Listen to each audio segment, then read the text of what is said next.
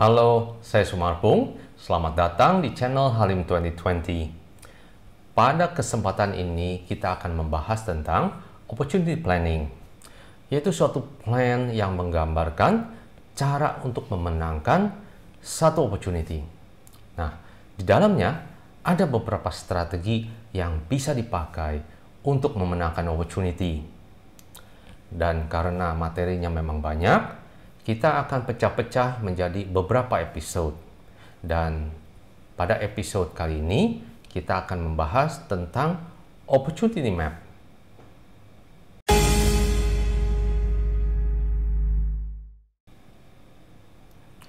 Dan sebagai referensi, ini adalah Corporate Sales Management Engine yang pernah kita bahas beberapa kali di episode-episode sebelumnya. Dan di sini terlihat bahwa opportunity planning merupakan bagian dari komponen planning.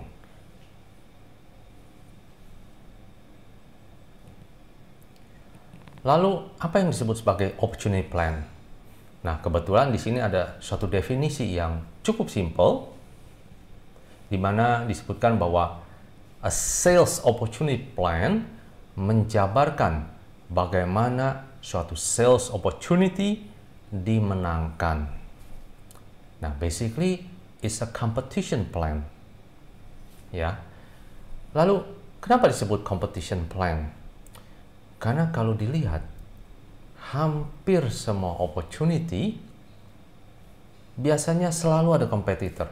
Betul kan? Selalu ada kompetitor.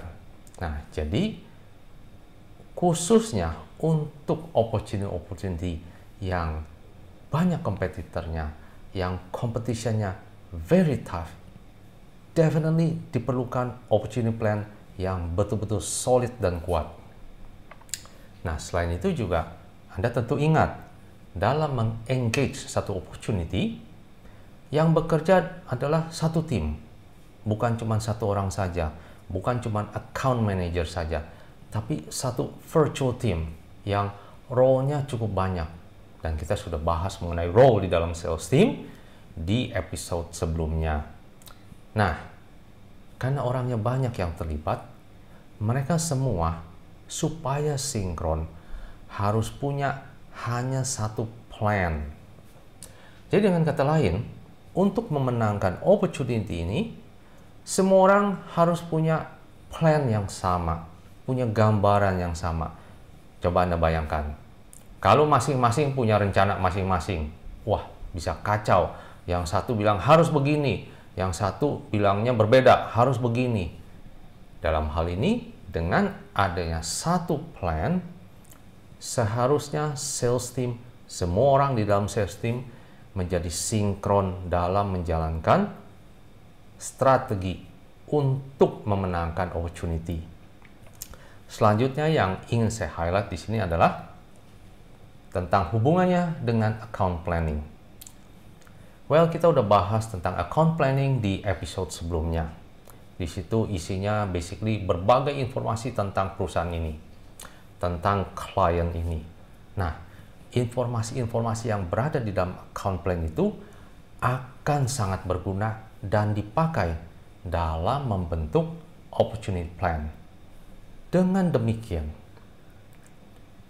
account plan harus ada dulu sebelum membuat opportunity plan. Karena banyak informasi yang digunakan dari account plan untuk opportunity plan. Itulah sebabnya kita pernah bahas sebelumnya bahwa account planning juga sangat penting di awal untuk mendapat gambaran yang lengkap tentang klien ini, sehingga kita bisa mendevelop satu strategi, satu opportunity plan untuk memenangkan opportunity di klien tersebut. Mungkin ada yang berpendapat, buat apa bikin planning lagi? Buat apa bikin opportunity planning? Gimana kalau langsung aja turun ke lapangan, engage the client, engage the opportunity? Nah, kebetulan di sini ada suatu quotation. Coba dilihat. The nicest thing about not having a plan is that failure comes as a complete surprise, tanpa didahului oleh masa-masa kecemasan, worry, atau depression. Jadi dengan kata lain, tanpa planning, semuanya datang sebagai surprise. Dan kita nggak tahu apa-apa sebelumnya. Nggak tahu akan kalah misalkan. Makanya jadi nggak ada rasa worry. Nah, itulah akibatnya kalau tidak ada planning. Anda juga bisa bayangkan bagaimana kita mau berkompetensi tanpa adanya planning. Apalagi kalau kompetitornya banyak. Terus kita nggak punya planning. Itu tentu akan gimana cara menangnya ya? Nah, sekarang coba lihat di bidang lain. Misalnya di bidang sports. Badminton misalnya contohnya. Kalau Anda mungkin aware, pemain-pemain badminton dari Indonesia, jago-jagonya, mereka sebelum bertanding, mereka lihat dulu kompetitornya siapa. Mereka nonton dulu videonya. Mereka pelajarin calon kompetitornya. Jadi dengan kata lain, mereka pun quote-unquote melakukan planning sebelum berkompetisi, sebelum bertanding. Jadi dengan kata lain, dalam hal ini juga sama. Sebelum kita bertanding untuk memenangkan opportunity, kita perlu membuat opportunity plan. Lalu, apa isi dari suatu opportunity plan? Basically, isi dari opportunity plan adalah 3 step ini.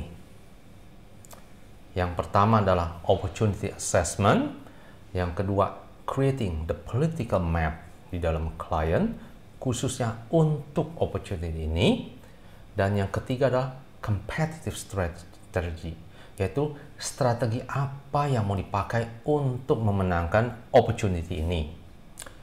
Nah, kemudian selanjutnya, siapakah yang harus mendevelop opportunity plan ini? Bisa Anda tebak siapa? Betul sekali, yaitu account manager dan account technology specialist. Kita sudah membahas kedua role ini di episode sebelumnya, yaitu mengenai roles di dalam sales team. Nah, kalau dilihat, account manager akan berperan pada step opportunity assessment dan creating the political map. Karena ini memang sesuai dengan tugas dan tanggung jawab dan juga skills-nya seorang account manager.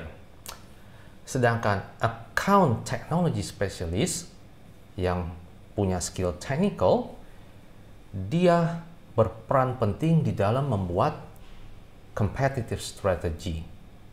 Nah, kita akan lihat satu persatu dalam satu episode tersendiri untuk masing-masing dari ketiga steps ini.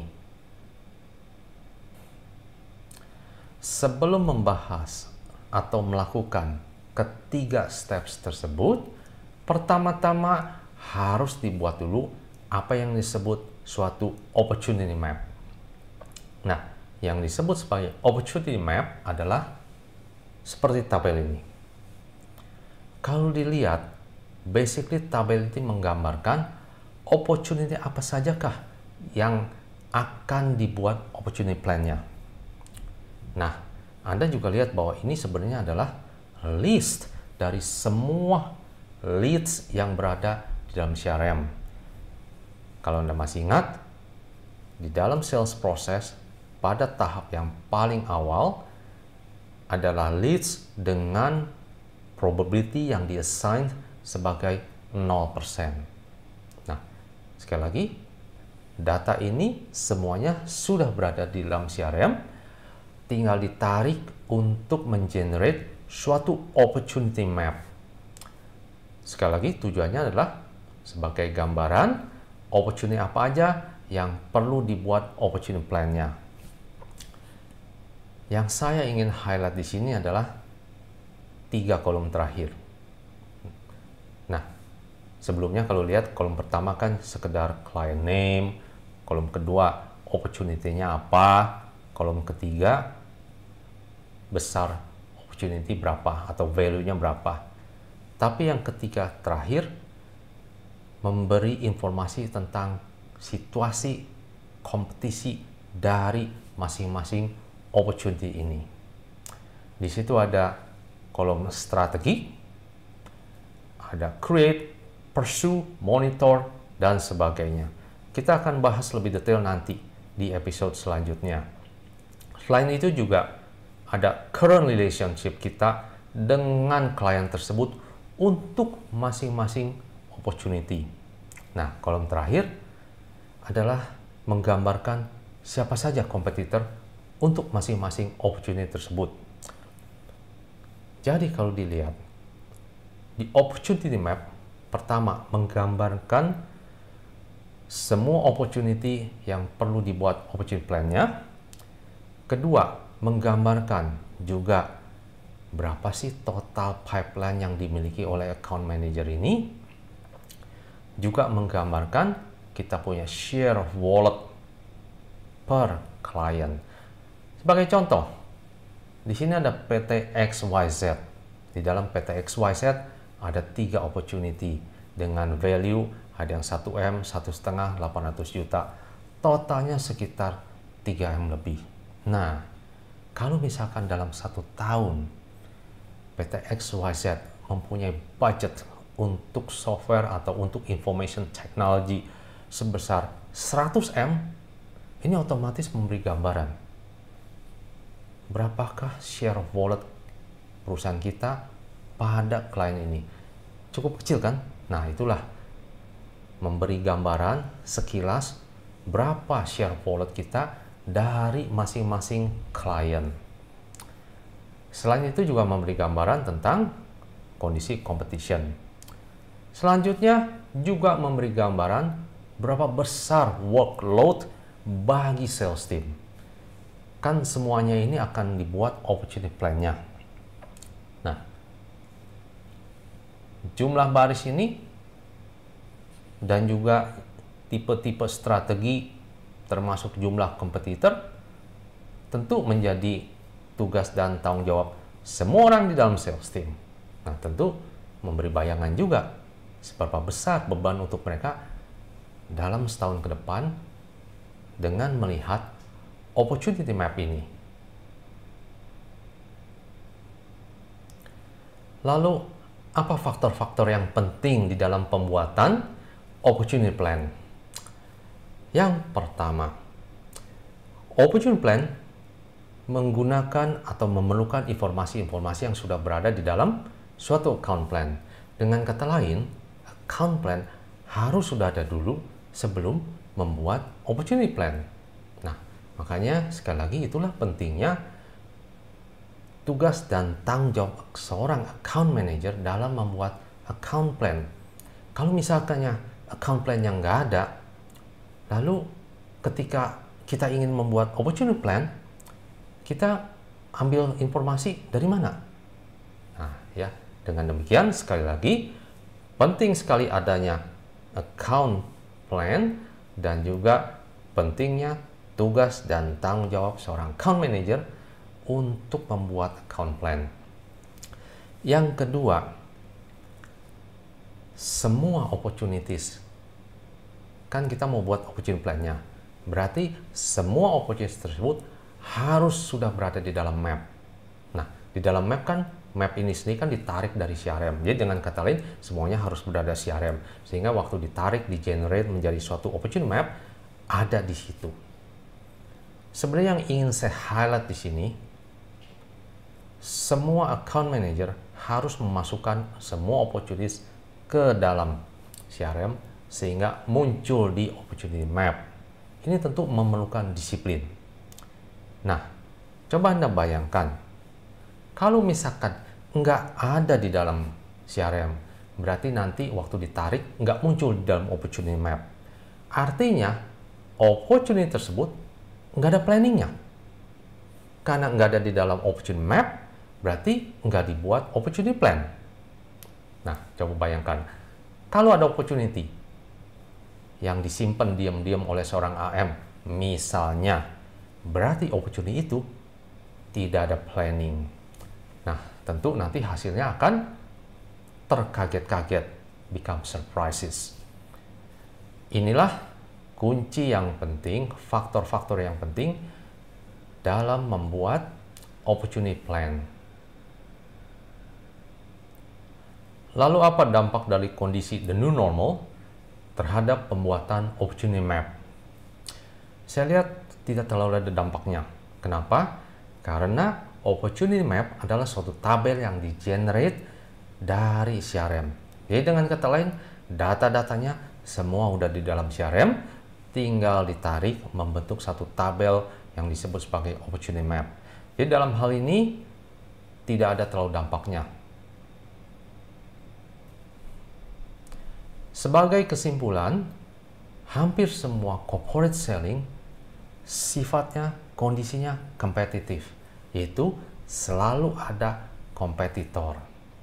Sehingga dibutuhkanlah planning dan strategi untuk memenangkan proyek tersebut. Nah, mungkin Anda bertanya, apakah ada corporate selling tanpa kompetitor? Mungkin saja ada. Kalau hanya Anda yang punya produk tersebut dan Anda monopoli. Tapi pada umumnya selalu ada kompetitor. Karena klien biasanya mensyaratkan ada 3 vendor di dalam satu tender. Jadi dengan kata lain, opportunity planning atau competitive planning selalu relevan di dalam corporate selling. Di episode berikutnya, kita mulai membahas step pertama dari opportunity planning, yaitu opportunity assessment. See you next time.